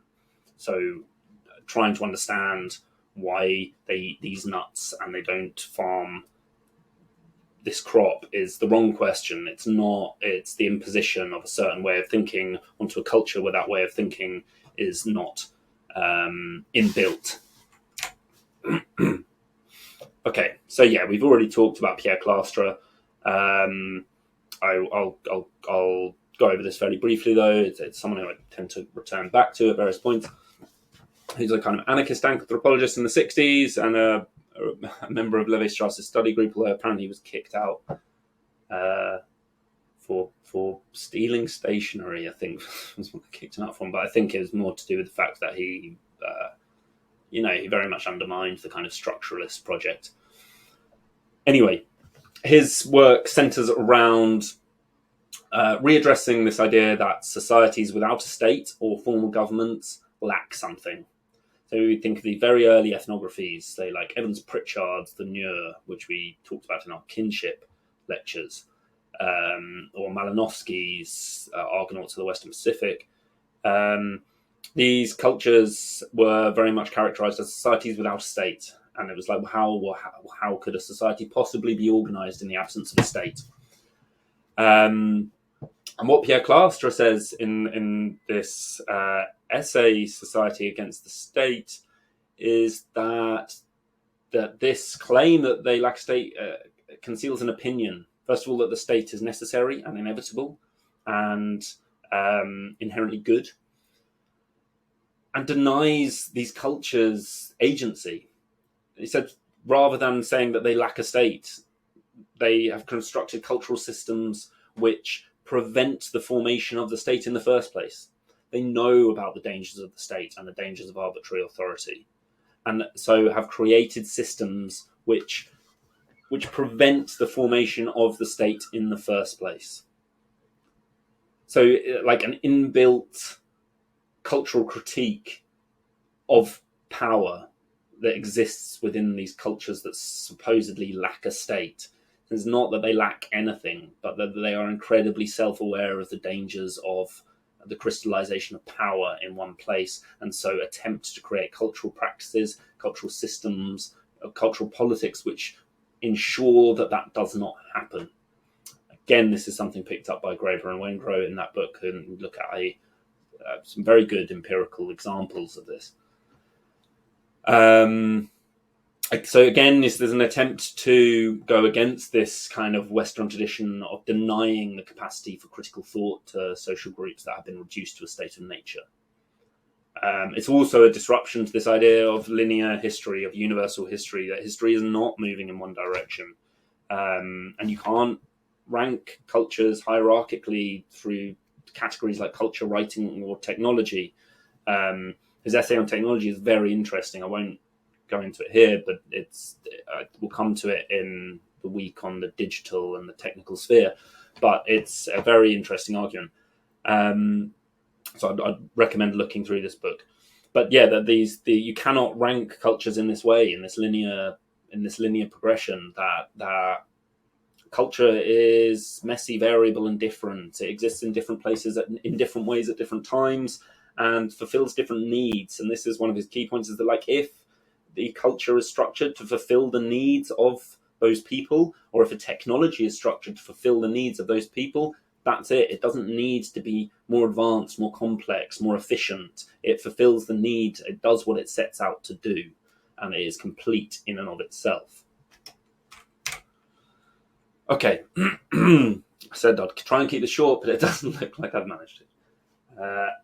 Okay, so now we're going to look at some of the ideas that emerge in post-colonial studies, and that emerge at this, and that are continuing to be developed to this day. So, post-colonial approaches attempt to displace the centrality of European thinking and of Enlightenment thinking, and decenter the standard intellectual histories that we have, and show the inconsistencies of these projects, of these Enlightenment projects and these Enlightenment ideas. Bhambra, again, but here, post-colonial approaches then work to challenge the dominant narratives and to reconfigure them to provide more adequate categories of analysis. Post-colonial criticism bears witness not only to contemporary inequalities, but also to their historical conditions. And now I see often people encounter, not often, but some people feel under attack from post-colonial studies, that their heroes, their intellectual heroes, whether they be Marx or Hegel or John Locke or whoever it is, are being attacked and undermined, and their value is not being recognized. I would say that this is a fundamentally very negative, fear-based characterization of what is occurring in post-colonial studies. Post-colonial studies is I'd say it's far better framed as an opportunity, an invitation to think beyond the categories that have been instilled within our disciplines and our ways of knowing the world. And in that sense, it's a remarkable opportunity to open up these categories to new ways of thinking, to new voices, to new ways of understanding the world. So one of the early thinkers, perhaps not at the time when post-colonial studies was crystallized as a discipline, or as a field of study, perhaps not a discipline, but more an area of inquiry, and area of political agency. So anyway, W.B. Du Bois, in this text, The Souls of Black Folk, which is a beautiful text, he develops this idea of dual consciousness to describe the way in which people of color in America experience their sense of self as being torn between their own experience and seeing themselves reflected through the perception that white people have of them, and this gap that exists, this dislocation that occurs between personal experience and being seen by another in a way that is not your own. This quote I'll read because it's far more beautiful than any words that I will be able to put forwards. It dawned upon me with a certain suddenness that I was different from the others, or like mayhap in heart and life and longing, but shut out from their world by a vast veil. In this American world, a world which yields him no true self-consciousness, but only lets him see himself through the revelation of the other world. It is a particular sensation, this double consciousness, this sense of always looking at oneself through the eyes of others, of measuring one's souls by the tape of a world that looks on in amused contempt and pity. One ever feels his two-ness, two souls, two thoughts, two unreconciled strivings, two warring ideals in one dark body whose dogged strength alone keeps it from being torn asunder.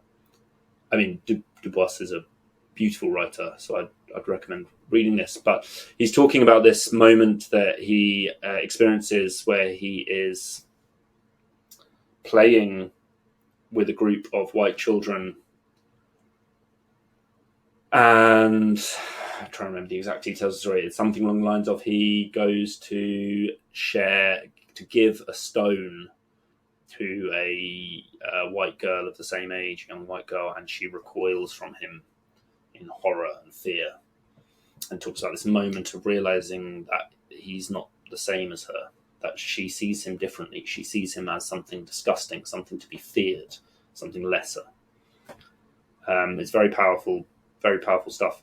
Definitely worth looking at. So here Du Bois is examining some of these kind of psychological or spiritual impacts of the ideologies of modernity, colonialism, and imperialism through a kind of autoethnography of racism, really, a self-analysis, which is both a descriptive text and a therapeutic process. So another thinker from this kind of vein is Frantz Fanon. I've put a film concerning his life on Moodle. It's a very well-made film. I'd recommend watching it. So in he was a psychiatrist, initially by training, and a political philosopher, and a participant in the Algerian post-colonial revolution. He came from Martinique, which was a French colony. So he had studied psychiatry and studied psychology, and had ingested the full Western canon and philosophical tradition. You know, he was reading all these kind of people that we've been talking about, Hegel and Marx and Rousseau, and particularly psychoanalysis, you know, Freud, and these ideas of universalism, which come out of the Enlightenment, universal freedom, the right of everyone to freedom, and also a lot of work on this more contemporary stuff with existentialism. He developed quite a close relationship with Jean-Paul Sartre, I think. So anyway, he became increasingly aware of colonial racism, in Martinique, and this was cemented further by visiting France, where he kind of went to France, as the story goes and as the films say, he went to France with it kind of almost as a pilgrimage, like turning to this so-called center of culture, of intellectual brilliance that had produced all the Enlightenment and the French Revolution and the ideals of freedom and universal emancipation.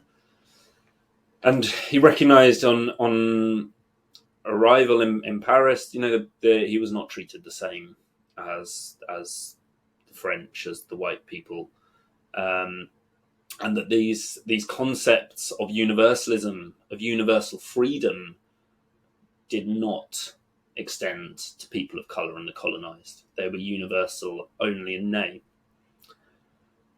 So similar to Du Bois, he has this moment of realisation that he is not the same. He's not treated as the same, and that the conceptual categories with which he's been working do not apply to him. Black Skins, White Masks is this study of how oppressed people of colour in the colonies related to whiteness, and how they came to desire whiteness, and how this became a pathological condition of self-hatred through which the colonised internalised the ideology of the colonisers. It's also very powerful, quite difficult to read, but I very much recommend it. And it's based on clinical material, so it's strong. He also wrote various other books, but another very famous one, The Wretched of the Earth, in which he makes a very, very famous and somewhat controversial argument concerning violence, the framing of the colonized as violent. And he makes the case that, like, the violence of this situation has not been introduced by the colonized. The violence has been introduced through the process of colonization. And how can you ask someone who grows up in a world which is run through with continual violence to respond peacefully? They grow, their world is shaped by violence, and so the resistance will also be violent, and that the displacement of violence onto the colonized is just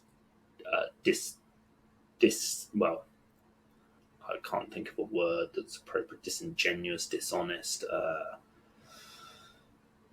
A disavowal almost of the ethical conditions that have been created through colonization. Right, this was the slides, which I've already just explained. So, so I won't go through it, but it's a fundamentally hypocritical and impossible to expect peaceful resistance to a fundamentally violent situation. This quote from The Wretched of the Earth, I'll read out: "The practice of violence binds them together as a whole, since each individual forms a violent link in the great chain, a part of the great organism of violence which has surged upwards in reaction to the settler's violence in the beginning."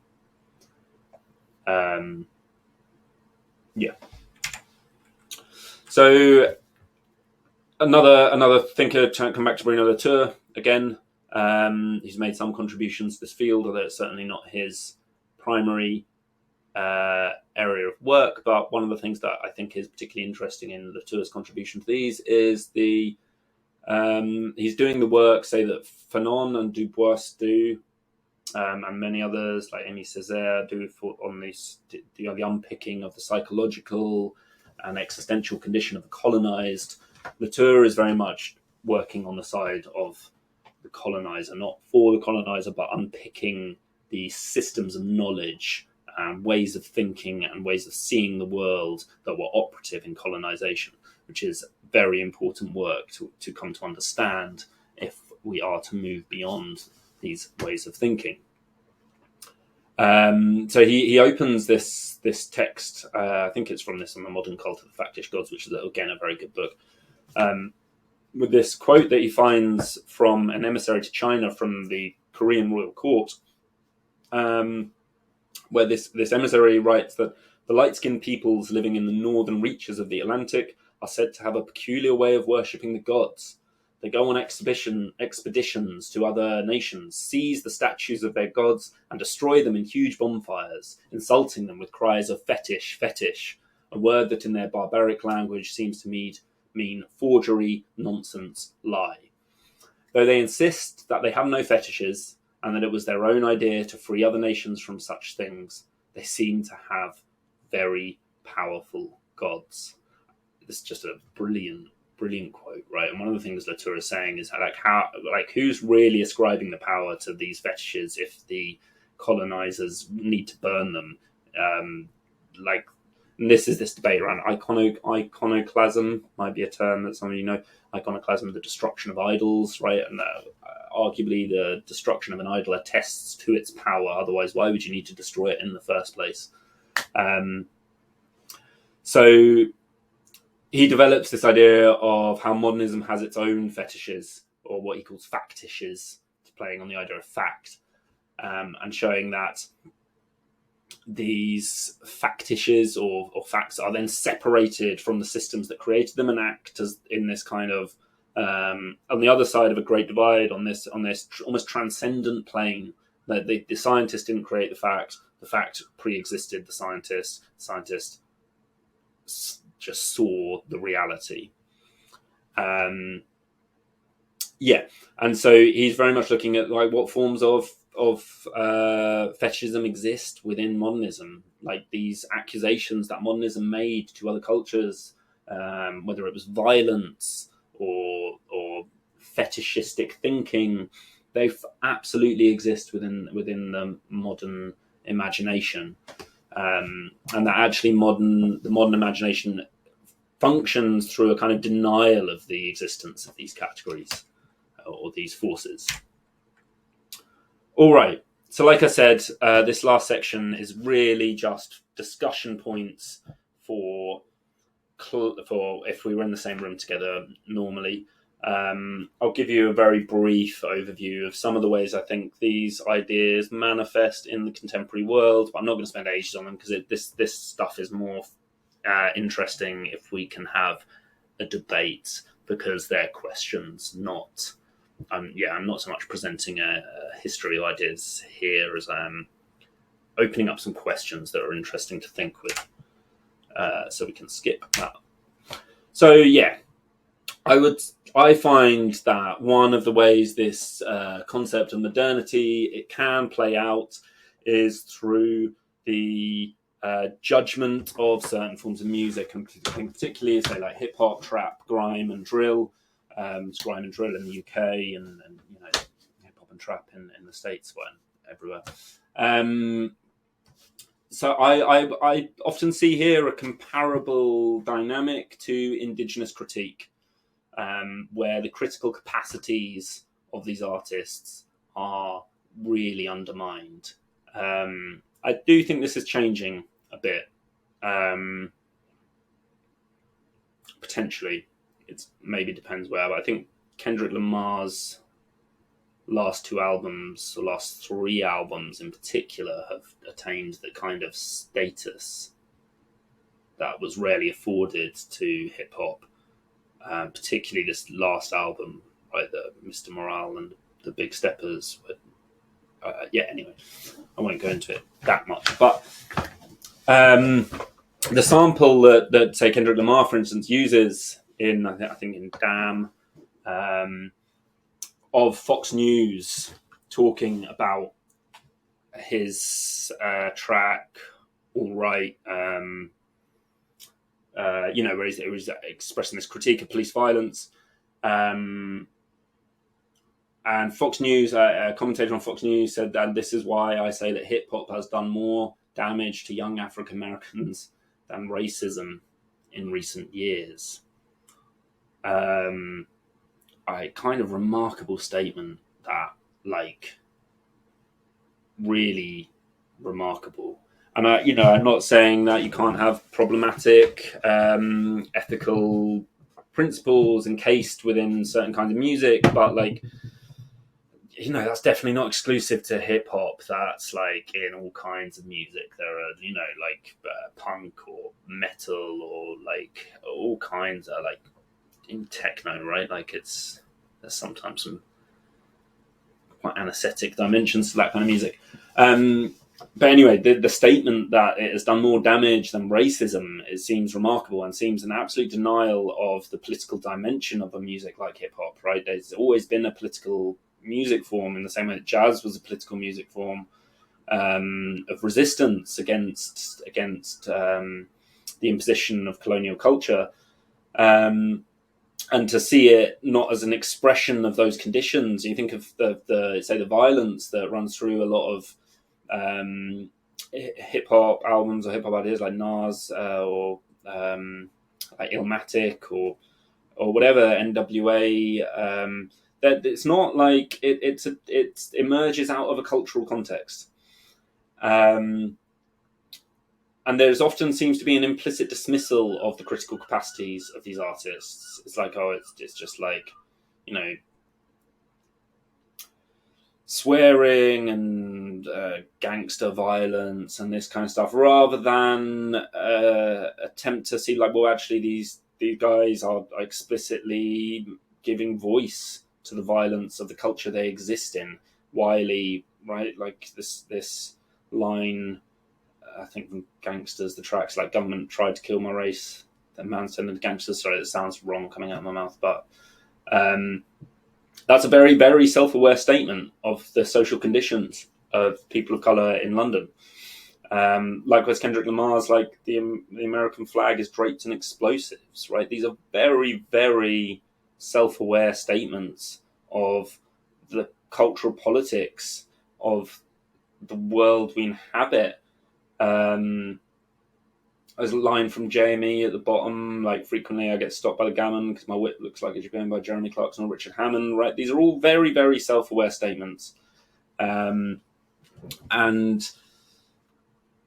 yeah, so I think this is an interesting question where you see this continuation of a disqualification. Like, as I've said, hip-hop's been a political form of expression right from the beginning, like with people like Grandmaster Flash giving voice to the life of the ghetto, or Gil Scott Heron and the revolution will not be televised. These are all such explicit political engagements.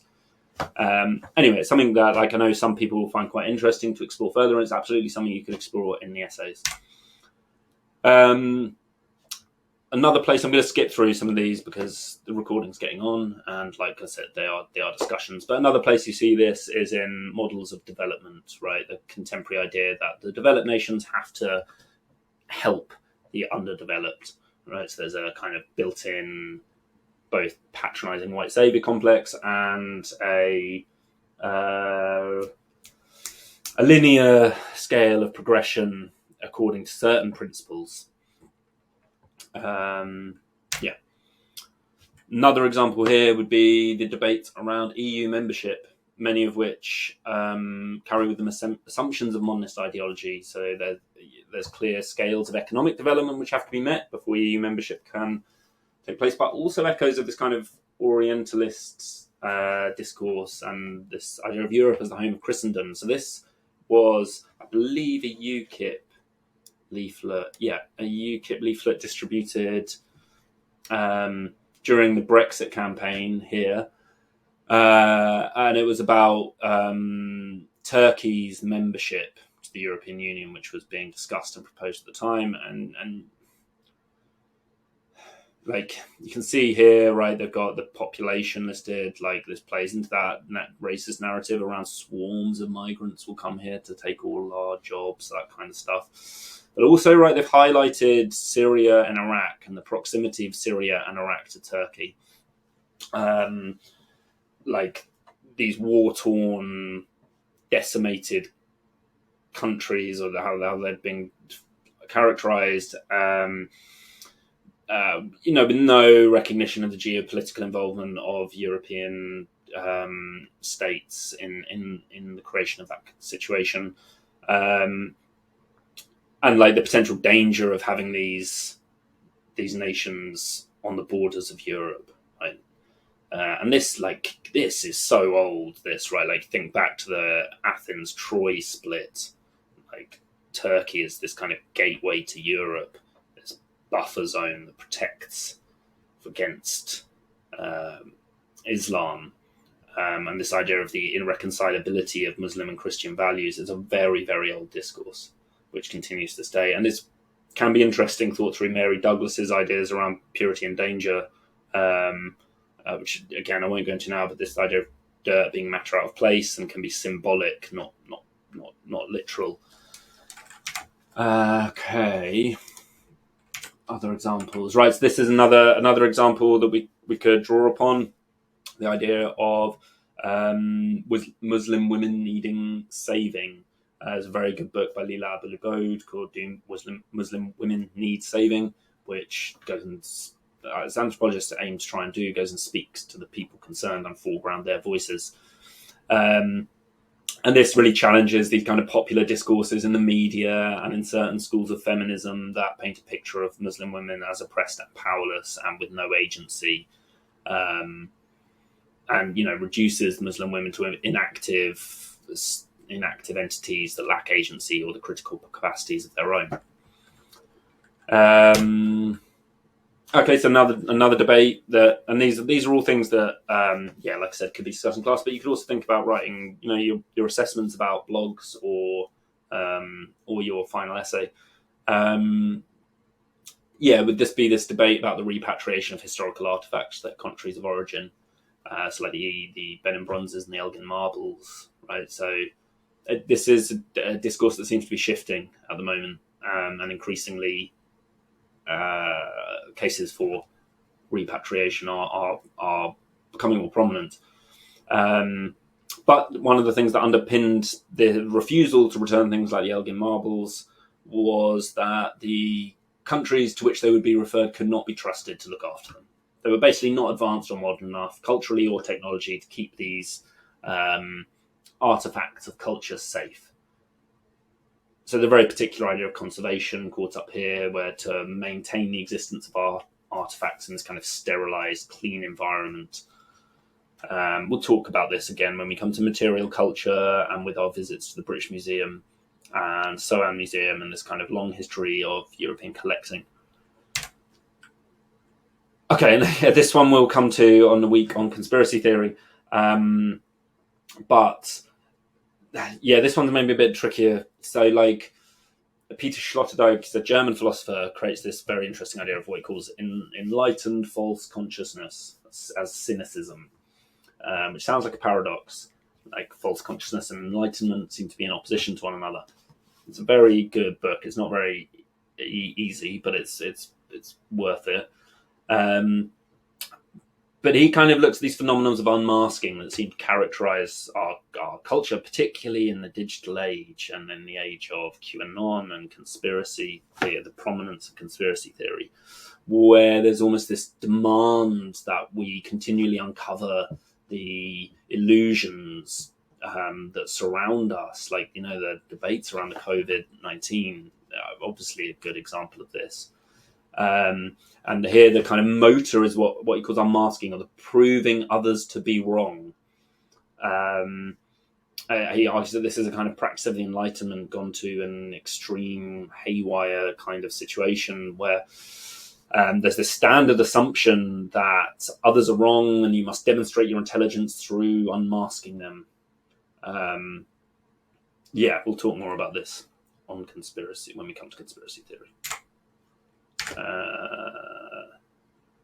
Another one, the normativity of democracy, right? The way that democracy has to be brought all around the world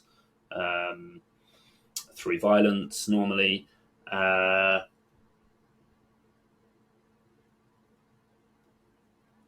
That democracy is the right way and any other sin is regressive. This was given intellectual justification by Francis Fukuyama in his book called The End of History and the Last Man, where he claims that the battle of ideas that was seen between Soviet communism and American capitalism, or Euro-American capitalism,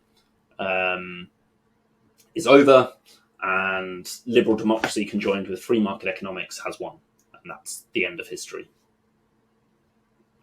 Again, caricaturing the argument, but that's the overview.